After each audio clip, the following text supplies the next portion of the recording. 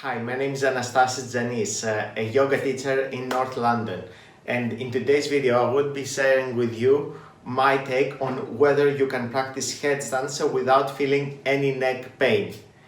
Let me show you what I usually demonstrate when students ask me this question.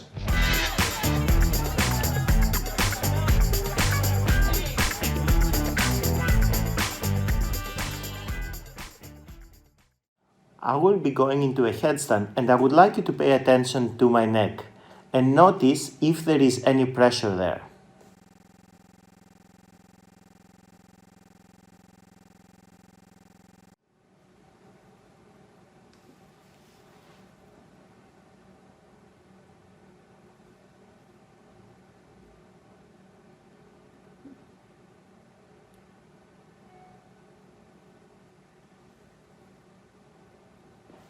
As you may have noticed, there was zero pressure on my neck because my head was not even touching the floor.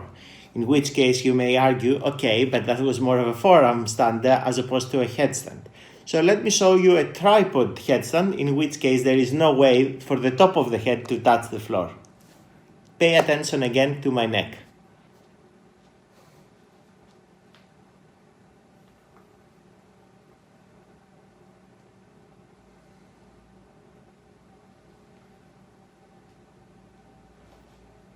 You probably noticed that in both cases there were zero creases on my neck, which means there was no pain or pressure on it. In this video I will share with you how you can practice headstands so you can stay pain-free.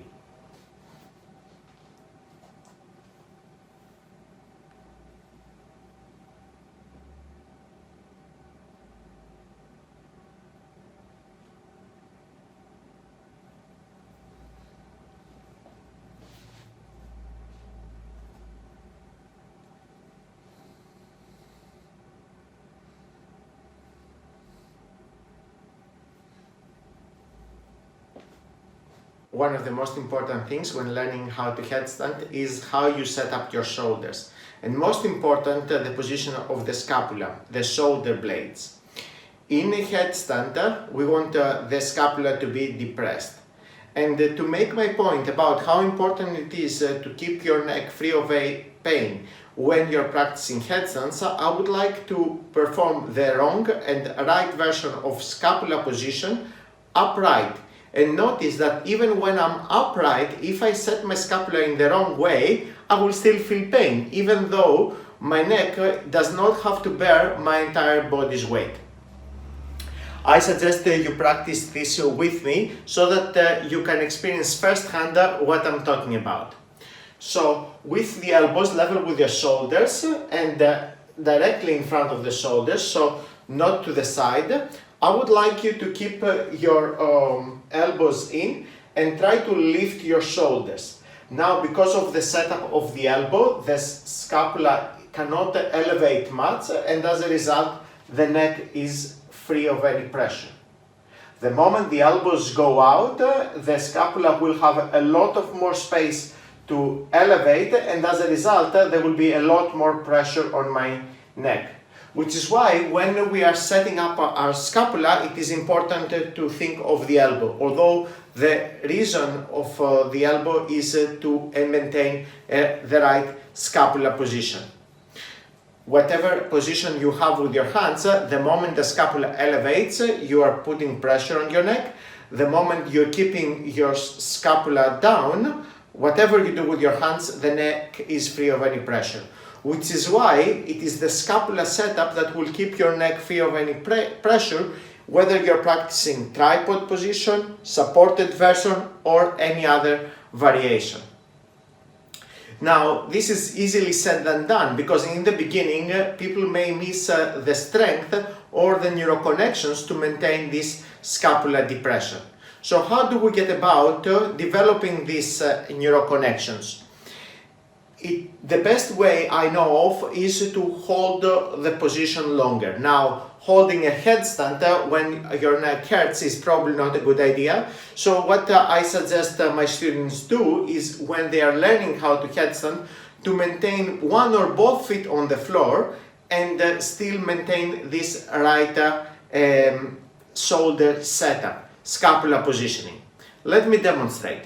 In this first progression towards a headstand, I'm having both feet on the floor. I'm walking my feet close to my hands as much as my flexibility in the hamstrings allows me, and I will be maintaining my scapula depressed, so my shoulders are away from the ears. If at some point I start feeling my neck hurting, I can come out, as this probably means that my shoulders lifted and put pressure on my neck. We'll be demonstrating the same thing for the supported version, which is the same. And again, I want you to see that while my feet will stay on the floor, my scapula will be depressed. My shoulders will stay away from the ears. And it's important when we are learning to hold this position, to get used to locking this setup of the shoulders. Once we are feeling comfortable with that, we can lift one leg up and bring it towards the ceiling. So now there is even more weight coming down to my shoulder joint while I'm still maintaining the right setup for the scapula. If you want to strengthen the muscles around the shoulder further to support your headstand practice, a great exercise is the pike push-ups. Although it's not a prerequisite, it can go a long way towards strengthening this area, not only for headstands but for crow other inversions as well. The easier version of pike push-ups, we are aiming to bring the head between the hands while the elbows are pointing as much as possible backwards. In the harder version, we are shifting our head from a narrow downward dog into a tripod headstand, again maintaining the elbows pointing back.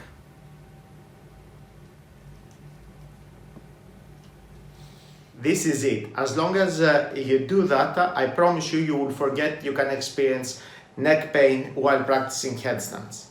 One thing to tell you before I let you go is that a lot of the times neck pain and headache or pain in the top of the head is also confused, and it is worth distinguishing the two because there are different root causes of these problems.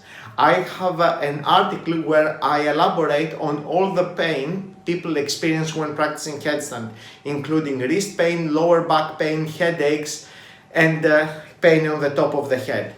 So I will leave a link to in the description below to this article where you can delve deeper into what causes these pains and what you should do to avoid them.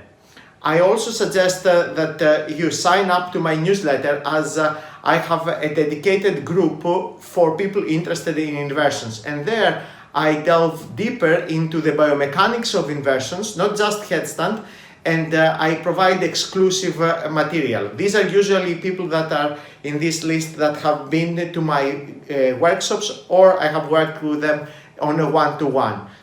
I provide online training, and in this training I give feedback specifically to my students, correcting them their mistakes. It is one thing looking at it in a video and saying, oh, this is right, and a different thing having someone pointing out when you're performing the mistake so you can stop doing it. I hope you found this video useful, and in the comments area I would like you to tell me which is the next topic I should be covering in the next video.